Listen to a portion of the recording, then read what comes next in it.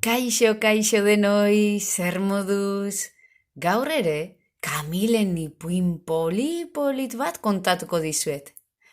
Aita eta ama ez daude haserre. Izena du ipuin honek, bai? Eta niri behintzat ikaragarri gustatzen zait. Ea zuei, bale? Begira.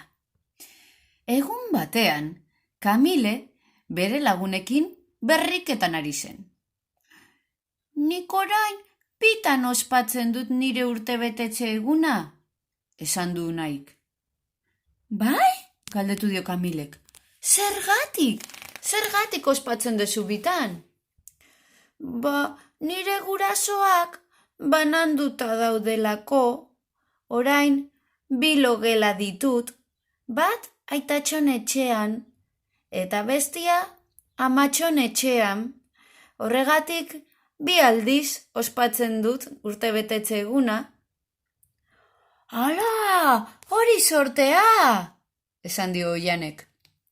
Ez, orain ez naiz inoiz aitatxokin eta amatxokin batera egoten, baina gutxienez orain ez dute eztabaidatzen, eta hori ondo dago, esan du Unaik. Eztabaidatu? Haserretu egite ziren? Baina zergatik haserratzen ziren? Galdetu dio Kamilek. Egun batean, aitatxok piztinara eraman nahi ninduen, eta amatxok ez zuen nahi, katarroa nuelako. Behar bada nire erruz bananduko ziren, esan du Unaik. Arratzaldean, Kamile meriendatu ondoren jolasean dabil bere etxean. Bat-batean, amatxo eta aitatxo oihuka entzun ditu.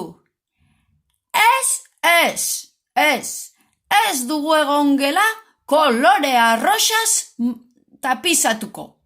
Neri ez zaita arroxa koloreko papera gustatzen, nik berdez tapizatu nahi dut.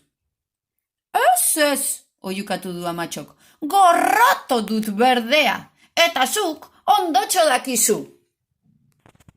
Kamile oihuekin triste jarri da. Logelaren txoko batean eseri da, uskur eginda, atea itxi du. Ez ditu entzun nahi gurasoen oihuak. Aitatxok eta amatxok oihu handiak ateratzen dituzte ordea. Entzuten duzu hartz txiki, oso haserre daude, pentsatzen duk. Hartxikiak buruarekin baietz esan dio Kamileri. Handi gutxira, Kamilek kanpoko atea ixten entzun du. Aitatxo, autoan joan da. Alde egin du, aitatxo joan eginda. Malko lodi-lodia jauzi zaizkio masaietatik bera. Hartz txiki, badakizu, aitatxo eta amatxo banandu egingo direla uste dut. Unairen gurasoak bezala. Kamile triste dago eta hartz txikia bezarkatu du. Gainera, hartz txiki, hau guztia nire erruz gertatu dela uste dut. Txikia nintzenean, egun batean, egon gelako papela, pareteko tapiza, apurtu egin nuen. Baina ez nekien egiten ari nintzena gaizki zegoenik. Eta negarrez dago, Kamile. Handi pixkatera amatxo etorri da. Kamile, non zaude maitia? Ze gertatzen da lastana, zergatik ari zara negarrez? Min hartu alduzu? Galdetu dio amatxok. Eta Kamilek ezetz esan dio buruarekin. Aber maitia, ze gertatzen da? Esan dio amatxok. Nire errua da, esan dio negarrez otinka. Zer da zure errua? Banantzen bazarete nire errua da. Banandu? Galdetu dio amatxok. Zergatik usten duzu banandu egin behar dugula? Haserretu egin zarete, nik txikia nintzenean, pareteko tapiza apurtu nuelako.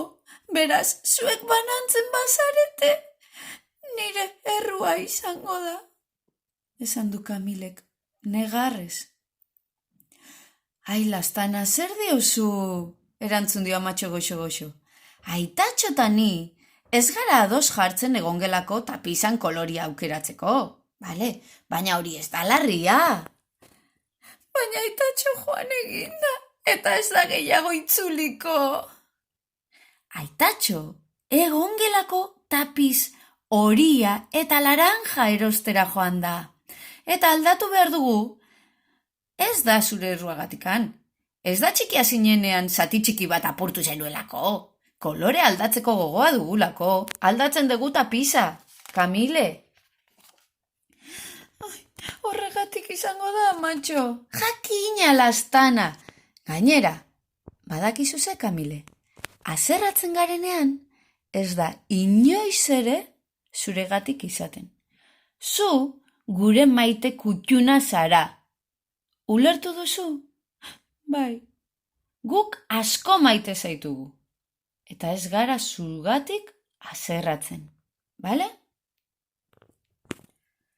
Hurrengo egunean, eskolara iritsi denean, Kamile Unairen gana joan da. Unai, Unai, Unai, entzun gauza bat. Uste dut, zure gurasoak ez zirela zure erruz haserratu. Ez, galdetu dio Unaik, harrituta. Ez, Unai, ziur nago horretaz. Aitatxoren eta amatxoren maite kutxunak gu gara. Asko maite gaituzte. Ez dira guregatik inoiz haserratzen. Eta hala bazan edo ez bazan, zar dadila kalabazan, eta atera dadila Zumaiako plazan. Ondo pasa! Aio!